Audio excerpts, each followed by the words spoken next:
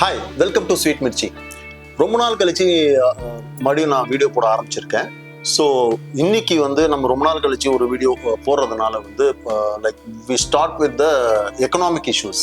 என்னென்ன நடந்துட்டு இருக்கு, அப்படி எதை பற்றி பேசணும் அப்படின்னு சொல்லி நான் யோசிச்சுட்டு இருக்கும்போது இப்போ முந்தானேத்து, அதாவது சண்டே ஈவினிங் ஒரு ஃப்ளாஷ் நியூஸ். 12,000 எம்ப்ளாயிஸை டிசிஎஸ் சாக் பண்ண போகிறதா ஒரு நியூஸ்.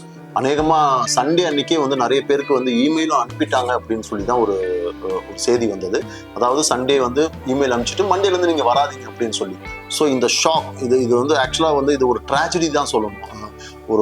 ஒரு ஆக்சிடென்ட்ல ஒரு ட்ராஜடி நடந்தால் எப்படியோ அது மாதிரி இது ஒரு ட்ராஜடி தான் சொல்லணும். ஏன்னா 12,000 குடும்பங்கள்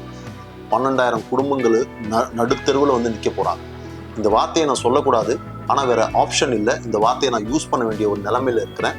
12,000 குடும்பங்கள் நடுத்தெருவில் நிற்க போகுது. ஏன்னா இந்த 12,000 எம்ப்ளாயிஸும் ஒரு ஃப்ரெஷர்ஸோ இல்லை கல்யாணம் ஆகாதவங்களோ கிடையாது. எல்லாமே மிட் லெவல் அண்ட் கொஞ்சம் அதிக சம்பளம் வாங்குற எம்ப்ளாயிஸ் தான் இந்த 12,000 பேரும். ஸோ அவங்களுடைய பிரச்சனைகள் என்னன்னு நீங்க பார்த்தீங்கன்னா, ஒரு ஹோம் லோன் வாங்கியிருப்பாங்க, அவங்களுடைய குழந்தைங்க ஸ்டடீஸ் இருக்கும். நிறைய பேருடைய குழந்தைங்க இப்போதான் காலேஜே போக ஆரம்பிச்சிருப்பாங்க. நிறைய பேருடைய குழந்தைங்க காலேஜ் போறாங்க. ஸோ இந்த மாதிரி ஒரு சுச்சுவேஷன் இருக்கிற ஃபேமிலிஸ் தான் இந்த 12,000 ஃபேமிலிஸ். இந்த நிலைமை வந்திருக்க கூடாது, ஆனா வந்திருக்கு. நான் இது ரொம்ப நாளா நான் ப்ரெடிக்ட் பண்ணிட்டு இருந்தேன். ஆனா இதுக்கப்புறம் இதுதான் நிலைமை. இன்னும் 5 வருஷத்துக்கு இந்தியாவோட பிரைவேட் செக்டார்ஸ், இந்தியாவில் இயங்குற பிரைவேட் செக்டார்ஸோட ரிட்டையர்மெண்ட் ஏஜ் என்னன்னு பார்த்தீங்கன்னா 40 வயசு. 40 வயசு ஆயிடுச்சுன்னா உங்களுக்கு ரிட்டையர்மெண்ட் கொடுத்துருவாங்க ஃபோர்ஸ்ஃபுல்லி. உங்களை இப்போ ரிசைன் பண்ண வைப்பாங்க. But 40 years is the retirement age private செக்டாரை பொறுத்த வரைக்கும். 40 வயசுக்கு மேலே உங்களுக்கு வேலை போச்சுன்னா நீங்கள் இன்னொரு கம்பெனியில் போய் வேலை தேடினாலும் அவங்க தரமாட்டாங்க. இது இந்தியாவோட செட்டப்பாக மாறி இருக்கு. அடுத்த 5 வருஷத்துக்கு 5 வருஷத்துக்கு அப்புறம் இது மாறிடும்னு நினைக்கிறீங்களா? இல்லை. 40ன்றது 37 மாறலாம், 38 மாறலாம். இதுதான் இன்னைக்கு டேட்ல இந்தியாவில் இருக்கிற பிரைவேட் செக்டார்ஸோடைய எம்ப்ளாயிஸோடைய நிலைமை. ஸோ என்னை பொறுத்த வரைக்கும் நான் ஒரு பெரிய ஒரு எக்கனாமிஸ்டும் இல்லை, ஒரு பெரிய ஒரு அனலிஸ்டும் இல்லை. பட் என்னை பொறுத்த வரைக்கும் நான் அனலைஸ் பண்ண வரைக்கும், நான் ஒரு ப்ரைவேட் செக்டாரில் நான் ஒர்க் பண்ணியிருக்கேன். அந்த ப்ரைவேட் செக்டார்லேருந்து நான் வெளியே இன்னைக்கு சொந்தமாக தொழில் பண்ணிட்டு இருக்கேன். ஸோ இதெல்லாம் தாண்டி இதோட நிலைமை என்னன்றது நான் உட்காந்து கொஞ்சம் யோசிச்சு பார்த்தேன்னா, இதுதான் இனிமேல் இந்தியாவோட ஃபியூச்சர். இப்படிதான் இருக்க போகுது. இவங்களுடைய ஃபார் எக்ஸாம்பிள் நீங்க ஒரு விஷயம் நீங்க முதல்ல நீங்க அண்டர்ஸ்டாண்ட் பண்ணிக்கணும். ஒவ்வொரு வருஷமும் +2 எழுதுற பாப்புலேஷன் என்னன்னு பார்த்தீங்கன்னா குறைஞ்சபட்சம் 10 லட்சம் பேர். சிபிஎஸ்சியும் ஸ்டேட் போர்டும் சேர்ந்து குறைஞ்சபட்சம் எழுதுற +2 ஸ்டூடெண்ட்ஸ் பார்த்தீங்கன்னா 10 லட்சம் பேர். இந்த 10 லட்சம் பேரும் 10 லட்சத்துல ஒரு 9 லட்சம் பேர் டெஃபினட்டா காலேஜில் சேர்ந்துடுறாங்க. அது ஆர்ட்ஸோ இன்ஜினியரிங்கோ ஏதோ ஒன்று சேர்ந்துடுறாங்க. அந்த 9 லட்சம் பேர் ஒவ்வொரு வருஷமும் கிராஜுவேட் ஆகி வெளியே வராங்க. ஏன்னா அது இன்னைக்கு ஃபர்ஸ்ட் இயர் சேர்ந்துட்டு நாளைக்கு அடுத்த வருஷம் வெளியே வராங்கன்னா நான் அந்த கணக்கு நான் சொல்லுவேன். ஃபர்ஸ்ட் இயர் சேர்றாங்கன்னா 4th இயர்ல ஒரு 9 லட்சம் பேர் வெளியே வராங்க. ஸோ ஒவ்வொரு வருஷமும் 9 லட்சம் பேர் தமிழ்நாட்டில இருந்து மட்டும் கிராஜுவேட் ஆகி வராங்க. ஸோ அந்த 9 லட்சம் பேருக்கு வேலை இருக்கா? இது முதல் பாயிண்ட். ரெண்டாவது, இந்த 9 லட்சம் பேர் மட்டும்தான் தமிழ்நாட்டில் இருக்கிற கம்பெனிஸ்ல வேலைக்காக போட்டிக்கு போறாங்களா? அதுவும் கிடையாது. பெங்களூர்ல இருந்து வராங்க, ஹைதராபாத்ல இருந்து வராங்க, பாம்பேல இருந்து வராங்க, கேரளால இருந்து வராங்க. எல்லா ஊர்ல இருந்தும் எல்லா மற்ற மாநிலத்துல இருந்தும் தமிழ்நாட்டுக்கு வேலை தேடி வராங்க. ஸோ இங்கே வருஷத்துக்கு 20 லட்சம் வேலை வாய்ப்புகள் தேவை. இதுதான் கட்டாயம். இப்படிதான் இருக்கு. ரெண்டாவது, எதிர்பார்ப்புகள் அதிகமாயிடுச்சு. அதை பூர்த்தி செய்யறதுக்கு உண்டான வருமானம் இவங்களுக்கு எல்லாம் இருக்கான்னு பார்த்தா அதுவும் கிடையாது. எனக்கு ஞாபகம் தெரிஞ்சு நான் லைக் ஒரு 20 வருஷத்துக்கு முன்னாடி நான் பாஸ் அவுட் ஆகி நான் வெளியே வரும்போது என்னுடைய ஸ்டார்டிங் சேலரி 12,000 13,000. அதே தான் இன்னைக்கும் ஸ்டார்டிங் சேலரியா இருக்கு. இதுதான் வளர்ச்சியா அப்படின்னு கேட்கும்போது, யார் ஆட்சியில இருக்காங்கன்றது நான் இப்போ ஆட்சியில இருக்கவங்க மேல குத்தம் சொல்றனோ, இல்ல இதுக்கு முன்னாடி ஆட்சியில இருக்கவங்க மேல நான் நல்லது சொல்றனோ, நான் இவங்களை சப்போர்ட் பண்றேன் அவங்கள சப்போர்ட் பண்றேன், இந்த விஷயமே இல்லை. ஆனா ஒரு விஷயம், எனக்கு ஸ்டார்டிங் சேலரியும் 15,000 தான் இருந்தது. இன்னைக்கு படிச்சுட்டு 20 வருஷம் கழிச்சு இன்னைக்கு படிச்சுட்டு வெளியே வரவங்களுடைய ஸ்டார்டிங் சேலரியும் 15,000 இருக்கும்போது இது ரொம்ப அன்ஃபேரா இருக்கு. ஆனா இந்த நிலைமை வந்து இன்னும் மோசமடைகிறதுக்கும் வாய்ப்பு இருக்கு. ஏன்னா எனக்கு எனக்கு ஞாபகம் இருக்கு, நான் வந்து இப்போ ஒரு 2008-09 அந்த டைம்ல வந்து ஒரு வேர்ல்டு ஃபுல்லா ஒரு கிரைசிஸ் இருக்கும்போது இந்தியா மட்டும் தப்பிச்சது. பிகாஸ் ஆஃப் நம்மளுடைய வாழ்க்கை முறையும் அந்த நேரத்துல ஆண்டுக்கு இருந்த ஒரு பிரைம் மினிஸ்டரும் தான். நம்ம சேவிங்ஸ்ன்ற அந்த வாழ்க்கை முறை வந்து நம்ம வச்சிருந்தோம், அதனால நம்ம தப்பிச்சோம். ஃபாரின்ல வந்து சேவிங்ஸ்ன்ற அந்த வாழ்க்கை முறையே இல்லை, அதனால அவங்க வந்து அந்த ரெசெஷன்ல வந்து ரொம்ப பாதிக்கப்பட்டாங்க. இப்போ நம்ம கிட்டயும் அந்த பழக்கம் வந்துருச்சு, நம்ம கிட்டயும் அந்த சேவிங்ஸ். இப்போ நான் இந்த பேசிட்டு இருக்கிற நேரத்துல என்ன பார்த்துட்டு இந்த நான் பேசிட்டு இருக்கிறத நீங்க கேட்டுட்டு இருக்கிற நேரத்துல ஒவ்வொருத்தருட்டையும் நீங்களே அந்த கேள்வி வச்சீங்கன்னா உங்ககிட்ட எவ்வளவு சேவிங்ஸ் இருக்குன்னு கேட்டீங்கன்னா ப்ராவிடன்ட் ஃபண்ட் தவிர்த்து வேற எந்த சேவிங்ஸும் இல்லை. இதுதான் இன்னைக்கு நிலைமை. ஸோ அந்த ப்ராவிடன்ட் ஃபண்டும் ரொம்ப நாள் தாங்காது. இந்த மாதிரி நேரத்துல இந்த முதல்ல வந்து நம்ம இந்த 12,000 பேரை ஏன் வேலையை விட்டு அனுப்புனாங்க அப்படின்றத நம்ம அனலைஸ் பண்ணோம்னா அவங்க சொல்ற ரீசன், இந்த 12,000 பேரும் புது டெக்னாலஜிக்கு அடாப்ட் ஆக மாட்டேங்கிறாங்க. விஷயத்துல இவங்களால அடாப்ட் ஆக முடியல. ஸோ நம்ம வந்து ஃப்ரெஷர்ஸை எடுக்க போறோம் அப்படின்னு சொல்றாங்க. அந்த ஃப்ரெஷர்ஸை எத்தனை பேர் எடுப்பாங்கன்றது தெரியல. இந்த 12,000க்கு பதில் 12,000 பேர் எடுக்கிறாங்களா, இல்ல 12,000க்கு பதில் 36,000 பேர் எடுக்க போறாங்களா, என்ன விஷயம்ன்றது தெரியல. ஏன்னா இவங்களுக்கு வந்து இப்போ நல்ல ஒரு சேலரி அமௌண்ட் வந்து மிச்சமாயிருக்கு இந்த 12,000 பேரை வேலையை விட்டு அனுப்புறதுனால.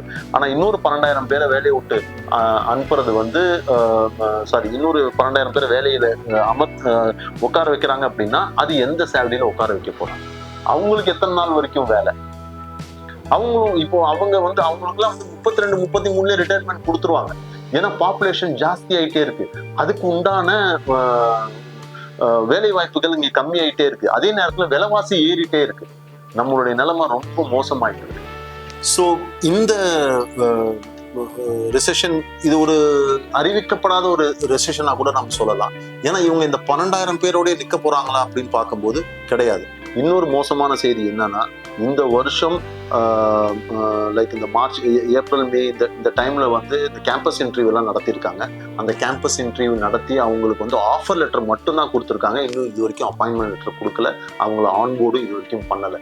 அந்த கவுண்ட் பார்த்தீங்கன்னா இன்னும் அது ஆயிரக்கணக்காக இருக்கு. ஸோ அவங்களையும் வேலைக்கு எடுக்கல, இவங்களை வேலையை விட்டு அமைச்சிருக்காங்க. ஸோ இந்த இடத்துல எல்லாம் வந்து மறுபடியும் வந்து ரீஃபில் பண்ண போறாங்களா இல்லை அதை அப்படியே விட்டுற போறாங்களான்றதும் தெரியல. அது போக ஆல்ரெடி வந்து பல 3-4 வருஷமா வந்து கிராஜுவேட் ஆகி வெளியே வந்தவங்களுக்கும் நிறைய பேருக்கு இன்னைக்கு வேலை இல்லாமல் இருக்கு. அவங்க கிடைக்கிற வேலை பார்த்துட்டு இருக்காங்க. சும்மா அகைன் அண்ட் அகைன் சொல்ல போனோம்னா ஸ்விக்கி ஓட்டுறாங்க, ஜொமேட்டோ ஓட்டுறாங்க, அந்த வேலை செய்யறாங்க, எல்லா வேலையும் செய்யறாங்க. அந்த நிலைமை ஆயிடுச்சு.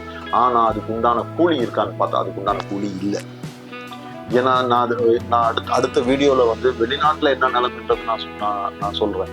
ஏன்னா இங்கே இருக்கிற சில மீடியாக்கள் வந்து அதை சொல்லவும் மாட்டேங்கிறாங்க. ஏன் அப்படி பண்றாங்கன்றதும் தெரியல. இங்க நம்மளால வாழ முடியலன்னா நம்ம வெளிநாட்டுக்கு போய் வாழ்ந்துட்டு போயிடுறது தான் பெட்டர்ன்னு தான் தோணுது.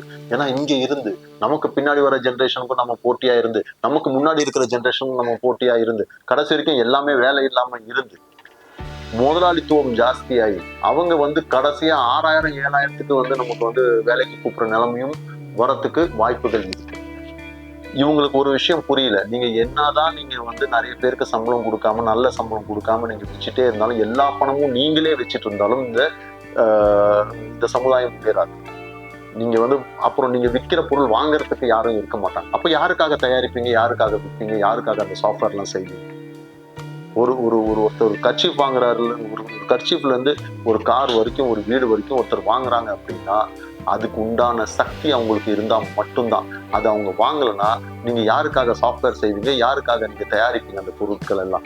ஸோ இவ்வளவு விஷயங்கள் வந்து இருக்கும்போது இந்த முதலாளிகள் கொஞ்சம் யோசிச்சு இந்த முடிவுகள்லாம் எடுக்கணும். சாக் பண்றதோ, இல்லை புதுசா எம்ப்ளாய் எடுக்காம இருக்கிறதோ, இல்லை ஆஃபர் லெட்டர் கொடுத்து அப்பாயின்மெண்ட் லெட்டர் கொடுக்காம இந்த கேம்பஸ் இன்டர்வியூல ஏமாத்துற விஷயங்கள் ஆகட்டும், இந்த மாதிரி நிறைய விஷயங்கள் வந்து we have to rethink இது எப்படி இது பண்ணணும் அப்படின்றது. ஆனா எனக்கு என்னமோ இது எங்கேயோ போய் கிளம்ஸியா போய் நிக்க போகுதுன்றதுதான் என்னுடைய ஃபீல். ஏன்னா நான் இது வரைக்கும் நான் ப்ரெடிக்ட் பண்ண விஷயங்கள் எதுவுமே தப்பா போனதில்லை, எல்லாமே ஓரளவுக்கு வந்து சரியா தான் போயிட்டு இருக்கு. என்னுடைய நிலைமையை பொறுத்த வரைக்கும் கூட ஏதோ நான் வந்து என்னுடைய பீரியட், அதாவது நான் படிப்பு முடிச்சுட்டு வந்த பீரியட் தான் வந்து கோல்டன் பீரியட்னு சொல்லுவோம். பிகாஸ் எனக்கு நல்லா ஞாபகம் இருக்கு, 2010லயும் 2011லயும் நாங்கெல்லாம் 2-3 ஆஃபர் லெட்டர் கையில் வச்சு உட்காந்துட்டு இருப்போம். we will choose எந்த கம்பெனிக்கு நாங்கள் வேலைக்கு போகணும் அப்படின்ற விஷயம் வந்து நாங்கள் சூஸ் பண்ணுவோம். எங்ககிட்ட வந்து 3-4 ஆஃபர் லெட்டர் இருக்கும். கம்பெனி மேனேஜ்மெண்ட் எம்ப்ளாயை பார்த்தா ஐயோ இவங்க வேலையை விட்டு போயிடுவான், இவங்க எதுவும் சொல்லக்கூடாது அந்த நிலைமை இருந்து இன்னைக்கு 2026 ஒரு 15 வருஷத்துல எவ்வளவு மோசமா இருக்கு. ஒவ்வொரு எம்ப்ளாயி இன்னைக்கு காலையில எந்திரிச்சு ஆஃபீஸ்க்கு போனா என் வேலை இருக்குமா இருக்காதா அப்படின்ற யோசிக்கிற நிலைமை வரைக்கும் வந்திருக்கு. இன்னைக்கு வேலையும் இல்லாம போகுது. நிறைய கம்பெனிஸ் வந்து இங்க வரத்துக்கு பயப்படுறாங்க. இதுல பத்தாவதுக்கு வந்து இந்த மதவாத அரசியல் இவ்வளோ விஷயங்கள்ல வந்து நம்ம யங்கர் ஜென்ரேஷன் மாட்டிட்டு முழிக்குது. எது சரி எது தப்புன்னு சொல்ல முடியல. இவ்வளோ இதுக்கு நடுவில் வந்து இந்த போதைப் பொருள் பழக்கங்கள் இவ்வளவும் வந்து மொத்தமா வந்து டெஸ்ட்ராய் ஆயிட்டு இருக்கு. ஸோ என்னால் முடிஞ்சது சில சஜஷன்ஸ், அட்வைஸ்ன்னு சொல்ல மாட்டேன், சஜஷன்ஸ்ன்னு சொல்லுவேன். இதுல இருந்து எப்படி நம்ம மீண்டு வர்றது, இந்த மாதிரி ஒரு சுச்சுவேஷன்ல நம்ம மாட்டாமல் இருக்கிறதுக்கு என்னென்ன பண்ணணும். ஸோ இதை பற்றி எல்லாம் ஒரு சின்ன ஒரு இன்ஃபர்மேஷன் உங்களுக்கு நான் அடுத்த வீடியோவில் கொடுக்குறேன். இது பற்றி மட்டும் இல்லை, அதே மாதிரி வெளிநாட்டுக்கு போகிறது சரியா தவறா, இல்லை வெளிநாட்டுக்கு போய் நம்ம படிச்சுட்டு நம்ம என்ன பண்ண போகிறோம், அங்கே எப்படி நம்ம இருக்கணும், ஏன்னா இது எல்லாமே வந்து நான் உங்களுக்கு ஒரு சின்ன ஒரு நோட் மாதிரி தரேன். மேபி அது உங்களுக்கு யூஸ்ஃபுல்லாக இருக்கும். ஸோ அந்த விஷயங்கள் நம்ம இங்கே வந்து நம்ம ஏன் இருக்கணும், இங்கேருந்து நம்ம ஏன் வெளிநாட்டுக்கு போகணும், இது 2 விஷயமும் சொல்கிறேன். நான் எல்லாருமே நான் இங்கேருந்து வெளிநாட்டுக்கு போக சொல்லலை, அதே மாதிரி எல்லாருமே நான் இங்கேயும் இருக்க சொல்ல மாட்டேன். யாரெல்லாம் போகணும், யாரெல்லாம் போக வேண்டிய அவசியம் இல்லை, அப்படி இங்கே இருந்தால் என்னென்ன பண்ணணும், இங்கேருந்து இந்த மாதிரி சுச்சுவேஷன் எப்படி ஹேண்டில் பண்ணணும். 40 வயசுக்கு மேலே நமக்கு இப்போ ப்ரைவேட்டில் வந்து வேலை இருக்கான்னு கேட்டால் டெஃபினட்டாக 95% கிடையாது சார். இது மட்டும் நீங்கள் மைண்டில் தெளிவாக வச்சுக்கிங்க. அதுக்கு தகுந்த மாதிரி உங்களுடைய ஃப்யூச்சரை வந்து நீங்கள் வந்து பிளான் பண்ணிக்கோங்க. ஏன்னு கேட்டிங்கன்னா 110%, 101% நான் சொல்கிறது என்னென்னா 40 வயசுக்கு மேலே ப்ரைவேட் செக்டரில் ஜாப் இருக்க போகிறது கிடையாது. ஏன்னா இன்னைக்கு நீங்கள் வேலை பார்த்துட்டு இருக்கிற கம்பெனிஸில், இப்போ நான் சொல்கிறது உங்களுக்கு புரியலையா, நீங்கள் வந்து ஒரு 27 வயசு இருக்கிற ஒவ்வொருத்தரும் வந்து நீங்கள் செல்ஃப் அனலைஸ் பண்ணிக்கோங்க. நீங்கள் வேலை செய்கிற கம்பெனியில் 40 வயசுக்கு மேலே எத்தனை பேர் இருக்காங்கன்னு பார்த்துக்கோங்க. 30லேருந்து 40 வயசுக்குள்ளே இருக்கவங்க எத்தனை பேர் இருக்காங்க, 20லேருந்து 30, 23லேருந்து 30 வயசுக்குள்ளே இருக்கவங்க எத்தனை பேர் இருக்காங்கன்னு பார்த்தாவே உங்களுக்கு தெரிஞ்சிடும். ஒரு 100 பேர் ஒரு கம்பெனியில் வேலை செய்கிறாங்கன்னா அதில் 10 பேர் தான் 40க்கு மேலே இருப்பாங்க. பேலன்ஸ் எல்லாமே வந்து பிலோ 40 தான். ஸோ செல்ஃப் அனலைஸ் பண்ணிக்கோங்க. உங்கள் கம்பெனிலேயே வந்து 100 பேரில் எத்தனை பேர் 40க்கு மேலே இருக்காங்க, எத்தனை பேர் 40க்கு கீழே இருக்காங்கன்ட்டு என்னுடைய கட் ஃபீலிங்ஸ் நான் சொல்கிறேன். 90 பேர் வரைக்கும் 40க்குள்ளே இருப்பாங்க, 90க்கு மேலே வந்து 40க்கு மேலே இருப்பாங்க. இந்த 90 பேரில் யார் 40க்கு மேலே போகிறாங்களோ அதுலேயும் 10 பேர் தான் ரீட்டைன் ஆவாங்க. பேலன்ஸ் 80 பேர் அவங்க வந்து they will lose their job. Again the fresh blood will get insert in the company.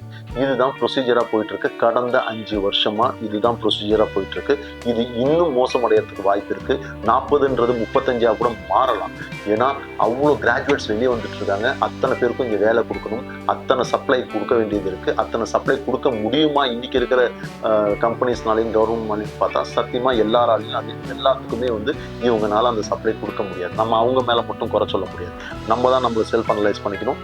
எல்லாருமே வந்து ஆட்டு மந்தம் மாதிரி ஒரே கோர்ஸ் பின்னாடி ஓடாதீங்க. இன்னைக்கு பார்த்தா யாரை கேட்டாலும் நான் ஆர்டிஃபிஷியல் இன்டெலிஜென்ஸ் எடுக்க போகிறேன், நான் டேட்டா சயின்ஸ் எடுக்க போகிறேன், எல்லாரும் அது பின்னாடி ஒன்றா. மற்றவங்க யார் பார்க்குறது? இன்னைக்கு இங்கே கன்ஸ்ட்ரக்ஷன் தேவை, என்வைரான்மெண்ட்டு தேவை, ஒரு இன்ஃப்ராஸ்ட்ரக்சர் படிப்பு படிங்க. இந்த மாதிரி விஷயங்கள் நிறைய இருக்குது. Let's discuss on that in next video. அதே மாதிரி வெளிநாட்டு பற்றியும் இன்னொரு வீடியோவில் நம்ம சந்திக்கலாம். அது வரைக்கும் பாய்.